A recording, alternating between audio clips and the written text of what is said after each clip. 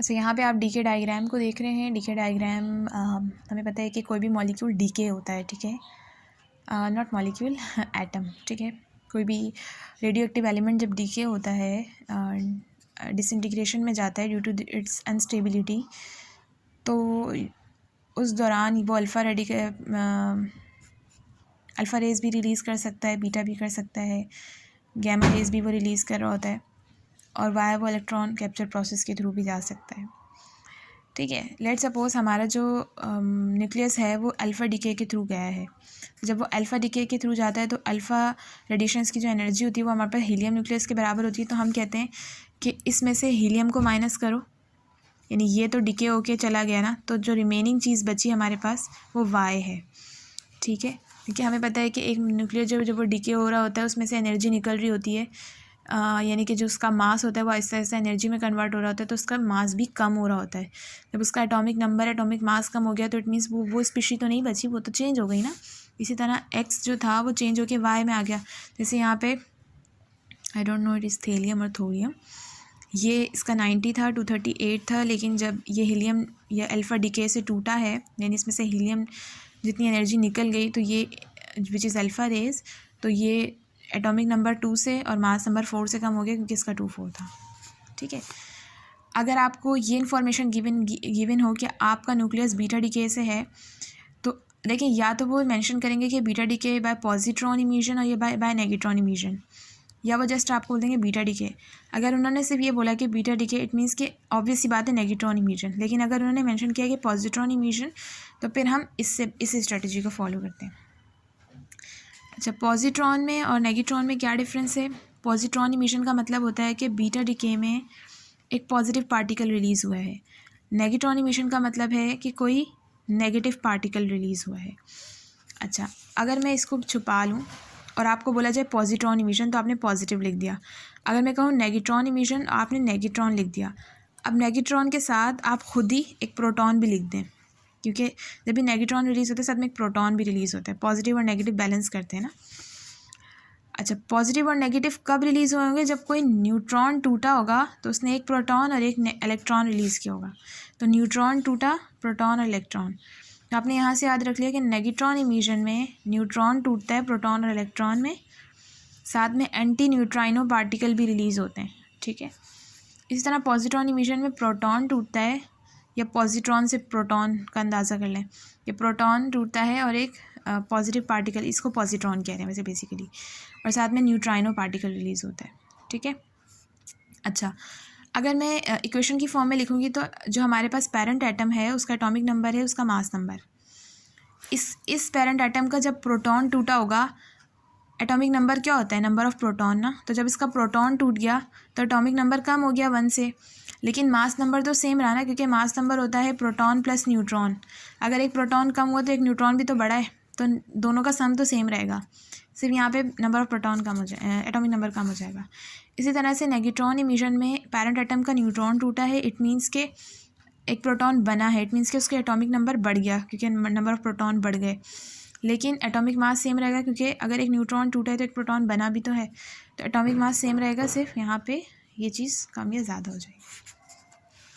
अच्छा, जब हम डीके डायग्राम बनाते हैं अल्फ़ा डीके के लिए, तो क्योंकि इसका एटॉमिक नंबर कम हो गया होता है, तो देखें ये एटॉमिक नंबर यहाँ से हम एक्स एक्सिस पे लिखते हैं, एनर्जी यहाँ पे लिखते हैं। तो एटॉमिक नंबर क्योंकि कम हो गया है, यानी कि यहाँ पर जो था वो आपके पास एक्स था और ये आप वाई के लिए एनर्जी स्टेट बना रहे हैं, तो आप क्या करते हैं यूँ बनाते हैं, यानी थोड़ा सा डिक्रीज़ होता हुआ दिखाते हैं, यानी यूँ सीधा नहीं बनाते। ये जेड है, लेट्स सपोज थोड़ा सा डिक्रीज़ होता हुआ दिखाते हैं, लाइक यूँ दिखाते हैं, ठीक है, यूँ करके दिखाते हैं आप। इसी तरह से जब आपके पास पॉजिट्रॉन इमिशन होगी तब भी सेम डायग्राम बनेगी, लेकिन जब आपके पास नेगेट्रॉन इमिशन होगी तो आपके पास एक बढ़ गया ना, डॉटर न्यूक्लियस का एक एटॉमिक नंबर बढ़ गया, तो आप थोड़ा सा इसको यूँ दिखाएंगे, ठीक है। जब भी एटॉमिक नंबर थोड़ा सा बढ़ेगा आप यूँ दिखाएंगे।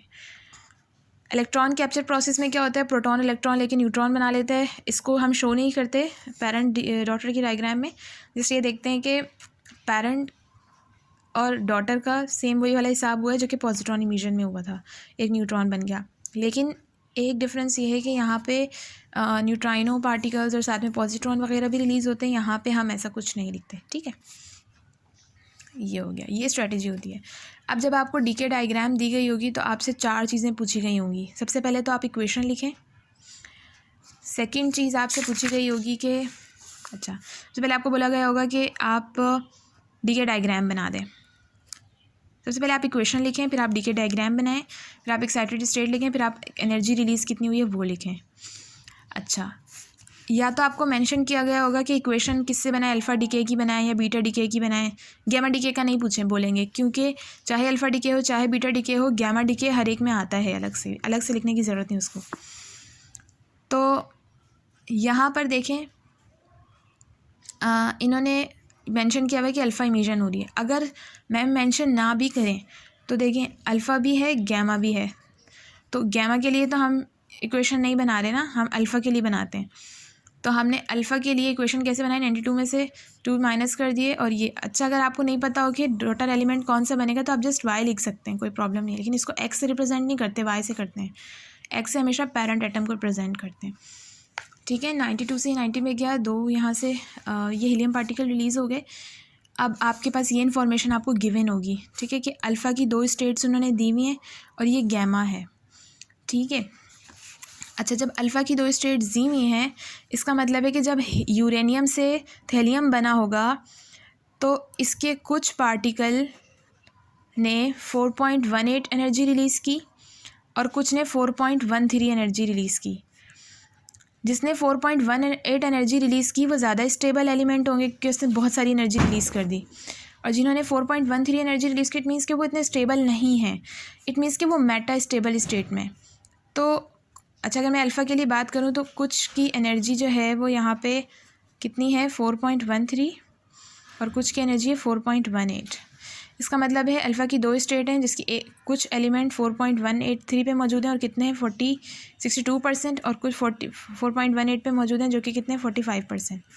हम परसेंटेज को नहीं देखते, अगर हमारे पास ये नंबर सेम होते ना फिर हम परसेंटेज को देखते कि जो जिसकी परसेंटेज ज़्यादा होती वो नीचे होता, लेकिन जिसकी एनर्जी कम है वो ऊपर, जिसकी एनर्जी ज़्यादा है वो नीचे। यानी कि ये जो आपके पास मॉलिक्यूल मौजूद हैं थेलियम के, इनकी एनर्जी, इन्होंने 4.18 एनर्जी रिलीज़ कर दी और अब यहाँ पर ये आ गए।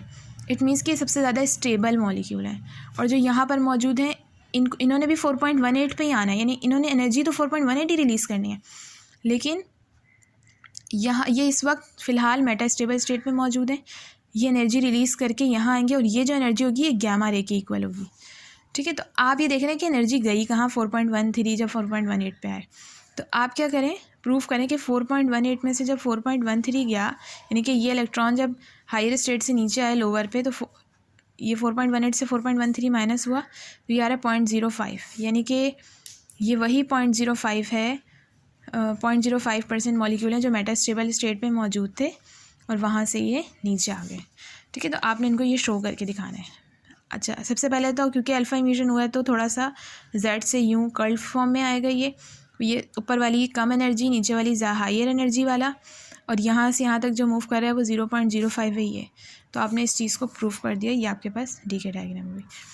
अच्छा, एनर्जी रिलीज़ का मतलब होता है जो सबसे आपके पास 4.18 का मतलब है, एनर्जी रिलीज़ का मतलब है कि वो एनर्जी जो ग्राउंड स्टेट की, तो आपने यहीं से देख के बता दिया कि इसकी एनर्जी सबसे हाई है तो ये ग्राउंड स्टेट की, तो एनर्जी रिलीज़ आपके पास 4.18 हो गई।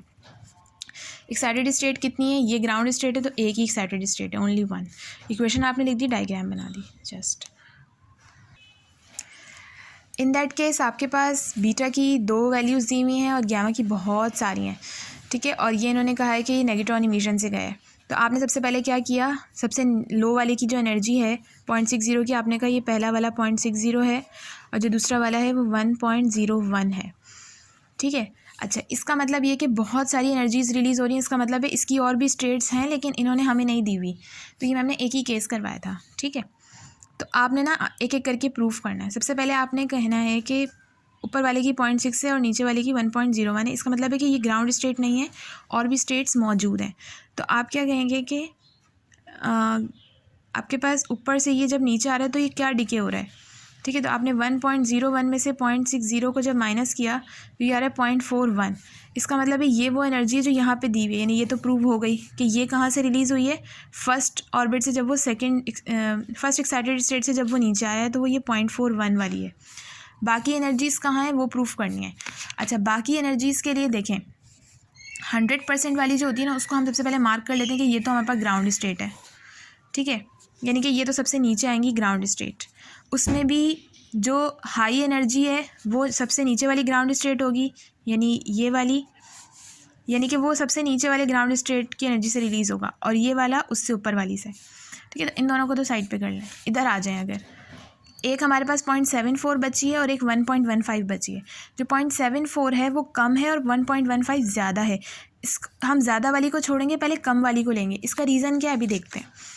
मैं सपोज़ कर रही हूँ कि लेट सपोज़ एक और भी एनर्जी लेवल है बीटा का, जो कि इन्होंने मेंशन नहीं किया। 1.01 से एक मॉलिक्यूल उस ग्राउंड स्टेट तक आए होंगे, तो उन्होंने जो एनर्जी रिलीज़ की होगी वो 0.75 होगी। ये मैंने खुद से 0.74 होगी, ये मैंने खुद से सपोज़ कर लिया, ठीक है। तो उस स्टेट की एनर्जी क्या होगी, आप 0.74 में 1.01 में 0.74 को प्लस कर देंगे, 1.74, ये आपकी मर्ज़ी होती है, 1.75, ठीक है। यहाँ से यहाँ तक आने के लिए 0.74, और ये मैंने खुद से एज्यूम कर लिया। पहले हमें ये गिवन होता है, हम इसमें से इसको माइनस करते हैं और इसके दरमियान की एनर्जी निकाल लेते हैं। लेकिन अब हम क्या करें, इसकी एनर्जी खुद एज्यूम करके इसको इसमें प्लस करके ये वाली स्टेबल, यानी इसकी एनर्जी हमने एक तीसरा स्टेट खुद पता कर ली। अच्छा, अब ये जो 1.15 है, ज़रूरी तो नहीं है कि ये जो हमारे पास मॉलिक्यूल्स हैं वो अपने से ऊपर वाले एक्साइटेड स्टेट से ही नीचे आ रहे हो, ठीक है, यहाँ से यहाँ आ रहे हो, यहाँ से यहाँ आ रहे हो। कुछ मॉलिक्यूल ऐसे भी तो होंगे जो फर्स्ट से थर्ड पे आए होंगे, ठीक है। तो कहीं ये 1.15 उनकी एनर्जी तो नहीं है। ये चेक करने के लिए इसकी एनर्जी कितनी थी, 1.75 सबसे नीचे वाले की ये, और सबसे ऊपर वाले की कितनी थी, 0.60। तो आप 0.60 को मल्टीप्लाई करें तो ये जगह 1.15। इसका मतलब है कि जो ये 1.15 इन्होंने एनर्जी दी हुई है उन मॉलिक्यूल्स के जो फर्स्ट एक्साइटेड स्टेट से नीचे थर्ड पे आ रहे हैं। तो ये भी प्रूव हो गई कि ये कहाँ से आ रही है। अब जो 0.53 और 0.60 है, इट मीन्स के 0.53 यहाँ से यहाँ आने के लिए 0.53 और यहाँ से आने के लिए 0.66, ठीक है। तो इनकी एनर्जी है, तो ये वो वाला है। अच्छा, अगर आप चाहें तो 1.75 में 0.53 प्लस करें, इसकी भी एनर्जी लिख दें, और फिर जो यहाँ पे आई होगी इसमें ये प्लस करें, सबसे आखिर वाले की लिख दें, ठीक है। तो आपके पास सबसे लास्ट स्टेट की एनर्जी आ जाएगी। कैसे, आपने 1.7 में 0.53 प्लस किया, इसकी एनर्जी पता कर ली, फिर इसमें 0.66 प्लस किया क्योंकि मॉलिक्यूल यहाँ से यहाँ आ रहे हैं, इसकी एनर्जी पता कर ली, और वो आपके पास आपकी क्योंकि आपको ये भी बताना होता है ना कि एनर्जी रिलीज़ कितना है, और वो ग्राउंड स्टेट का बताना होता है। तो ये तो ग्राउंड स्टेट हमें पता है, हमारे पास है नहीं। हमारे पास ग्राउंड स्टेट क्या है, पॉइंट्स जो सबसे आखिर वाले की है। तो आप 1.75 में 0.53 को प्लस करें तो आपके पास 1 2 3 4 जो फोर्थ वाले की एनर्जी पता चल जाएगी। 2.28 में आप 0.66 पता करें तो आपके पास सबसे ग्राउंड स्टेट की एनर्जी पता चल जाएगी, ठीक है।